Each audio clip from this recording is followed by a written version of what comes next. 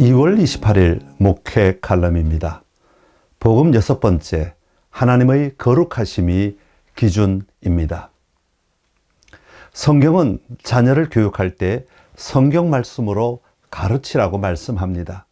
왜냐하면 하나님의 말씀이 자녀들의 삶에 들어가게 될 때 그것을 기초가 되어 성품이 형성되기 때문입니다. 성품은 자기 안에 있는 가치관, 세계관을 그대로 반영합니다. 그렇기 때문에 내 안에 어떤 가치관, 세계관을 가지게 하느냐에 따라 우리의 성품이 달라집니다. 어떤 자녀들을 보면 그들의 성품의 기초가 자기 자신의 유익에 기반을 두고 있는 것을 봅니다.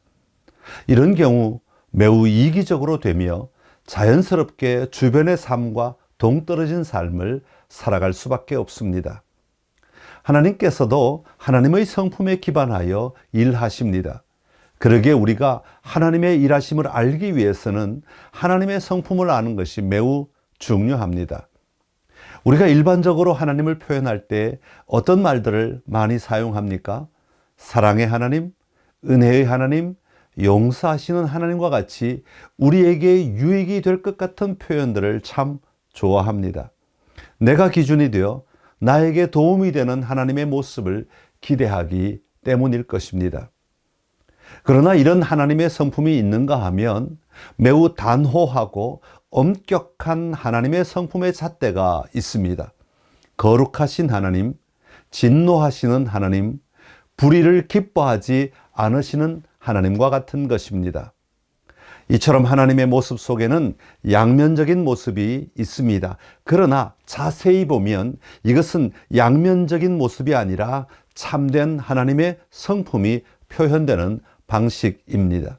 이 두 면이 서로 배치되는 것이 아니라 함께 가지고 계십니다. 우리가 가장 중요하게 여겨야 하는 하나님의 특징은 바로 거룩하신 하나님이십니다. 거룩하신 하나님의 모습은 끊임없이 성경에 나오고 있습니다. 하나님이 거룩하십니다. 하나님이 거하시는 성전도 거룩합니다. 하나님의 거룩하심은 우리의 삶에도 적용되어야 합니다. 그러다 보니 내가 거룩하니 너희도 거룩한 자가 되라고 요청하십니다. 신약에서도 하나님은 거룩하신 자인 줄 믿는다는 고백이 나옵니다. 이처럼 하나님의 속성, 하나님의 성품 가운데 중요한 것은 바로 거룩하신 하나님이십니다. 하나님께서 거룩하시다는 것은 하나님은 죄를 미워하시고 죄와 타협하지 않으신다는 의미가 담겨 있습니다. 이처럼 거룩하신 하나님께서 죄를 미워하시고 죄와 타협하지 않으신 결과 하나님의 진노가 임하게 되었습니다. 거룩하신 하나님 앞에서 사람들은 두려워하였습니다. 밤이 맞도록 고기를 잡았지만 잡지 못하고 돌아온 베드로에게 깊은 데로 가서 그물을 내려 고기를 잡으라고 말씀하십니다. 그렇게 순종할 때 2배에 잠기게 될 정도로 많은 고기를 잡습니다. 시몬 베드로가 이것을 보고 예수의 무릎 아래 엎드려 말합니다. 주여, 나를 떠나소서. 나는 죄인으로서이다. 예수님이 누구신지를 보게 되었을 때 두려워할 수밖에 없었습니다. 모세도 하나님이 부르실 때 두려워하였습니다. 이사야도 부름을 받을 때 두려움에 사로잡혀 있었습니다. 이처럼 성경에 나오는 많은 사람이 하나님 앞에 설 때 두려움으로 나아갔습니다. 이처럼 하나님의 거룩하심은 죄와 죄인들을 미워하십니다. 죄인이 회개하지 않을 때 죄인에게 진노를 내리십니다. 구약에서 하나님의 진노가 약 600여 회나 등장합니다. 그리고 신약에서도 25번이나 나타나고 있습니다. 우리가 흔히 진노한다고 하면 이성을 잃고 소리를 지르는 것을 상상합니다.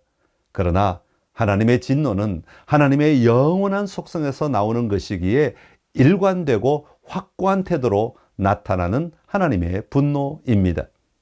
존 스토트는 악에 의해서만 일어나고 악에 대한 정죄 속에서만 표현되는 하나님의 계속적이고 확고한 적대적이며 사적인 원한이나 안갚음이 아니기에 하나님은 그 적대자에 대해 감소되지 않는 사랑을 동시에 유지하신다고 말합니다.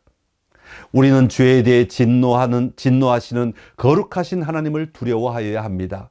하나님의 거룩하심이 비칠 때 드러나는 죄에 대하여 하나님은 너무나 싫어하십니다.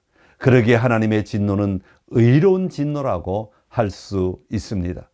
그리스도인의 삶 속에 거룩하신 하나님, 죄를 미워하시는 하나님, 그리고 진노하시는 하나님을 분명히 알아야 합니다. 그리고 그것이 우리 삶의 잣대가 되어야 합니다. 그럴 때 거룩하신 하나님께 합당한 삶을 살아가는 그리스도인이 될 것입니다.